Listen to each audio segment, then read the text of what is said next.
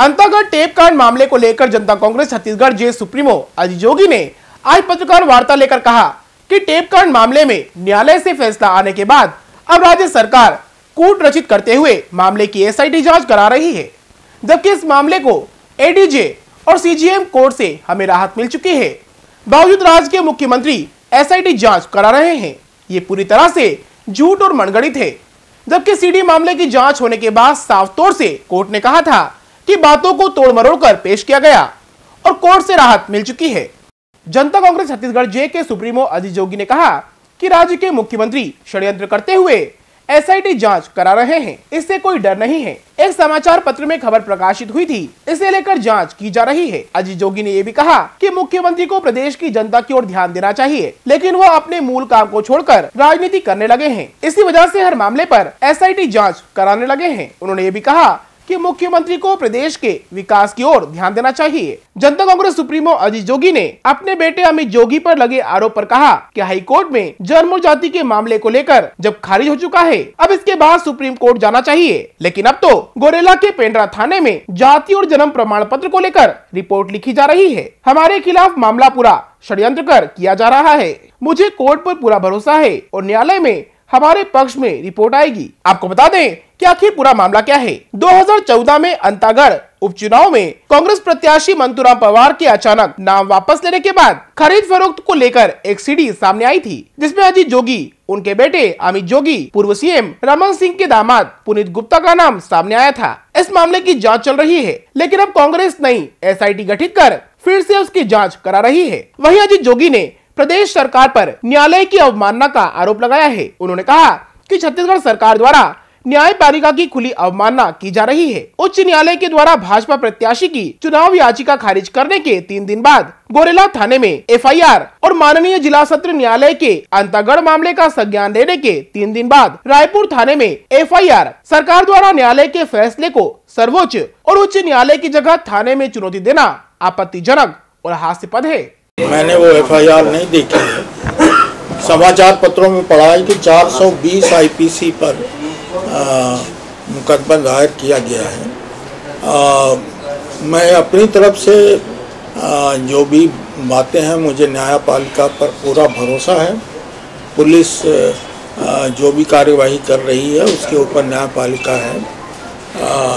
न्यायपालिका के माध्यम से हमेशा हमें रिलीफ मिली है, इसमें भी मिल जाएगी, कोई चिंता की बात नहीं है, क्योंकि ये पूरी तरह से कूट रचित, झूठा और बेबुनियाद मामला है। जहाँ तक मंतूराम पवार जी का सवाल है, जिस दिन से उनको टिकट मिला है और उसके बाद उन्होंने तथाकथित फैसला लिया कि मैं नहीं लड़ूंगा, मेरी उनसे सालों कोई बात नहीं हुई है और किसी तरह की चर्चा नहीं हुई है, न लड़ने के लिए हुई है और न लड़ने के लिए हुई है। इसलिए ये पूरा जो प्रकरण दर्ज कराया गया है, आदत हो गई है। भूपेश बघेल जी जांच मुख्यमंत्री बन गए हैं, जहाँ भी दिखता है वहाँ जांच कराने लगते हैं, तो दूध का दूध पानी का पानी हो जाएगा। देखिए, मैं गया था कोर्ट जब ये समाचार पत्र में छपा था इंडियन एक्सप्रेस में, और कोर्ट के 2 फैसले मेरे पक्ष में आ चुके हैं। एडीजे साहब ने फैसला दिया कि जो कैसेट है वो कूट रचित है, उसके संग तोड़ फोड़ की गई है, उस पर विश्वास नहीं किया जा सकता। फिर सीजीएम साहब ने भी वही फैसला दिया और इंडियन एक्सप्रेस और उनके साथियों को, उनके करेस्पॉन्डेंट्स को, सबको नोटिस जारी हो चुका है। तो कोर्ट ने एक निष्कर्ष निकाला, उसके खिलाफ एफआईआर तो हो नहीं सकती। भूपेश बघेल भी खुद इस मामले को लेकर न्यायालय में गए थे, उनकी याचिका जो है उस वक्त न्यायालय ने खारिज कर दी थी। तो अब क्या ये बदले की भावना से कार्रवाई? ये पूरी बदले की भावना से, पर क्या बदला लेंगे जब उसमें कुछ है ही नहीं। खुद गए थे, खुद निरस्त हो गई, एडीजे ने निरस्त कर दिया, सीजीएम ने निरस्त कर दिया। 4 साल हो गए।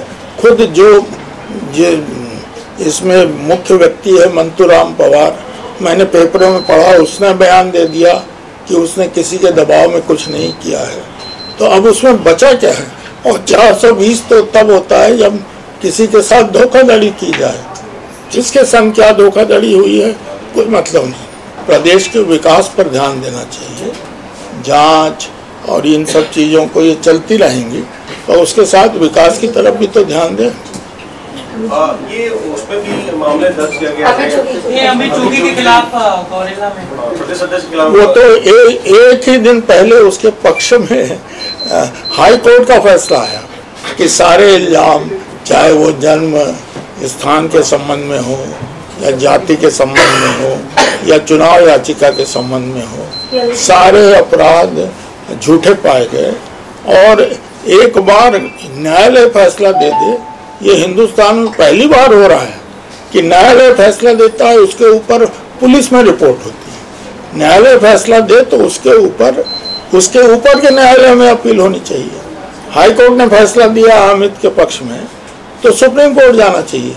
सुप्रीम कोर्ट ना जाके न्यायालय से और नीचे थाने में जा रहे हैं पेंडर रूट। अब इसको किस तरह से आप लोग डिस्क्राइब करेंगे, ये आप ही लोग जाने कि न्यायालय के फैसले के खिलाफ FIR दर्ज होती है। For more information, log on to www.clips.in.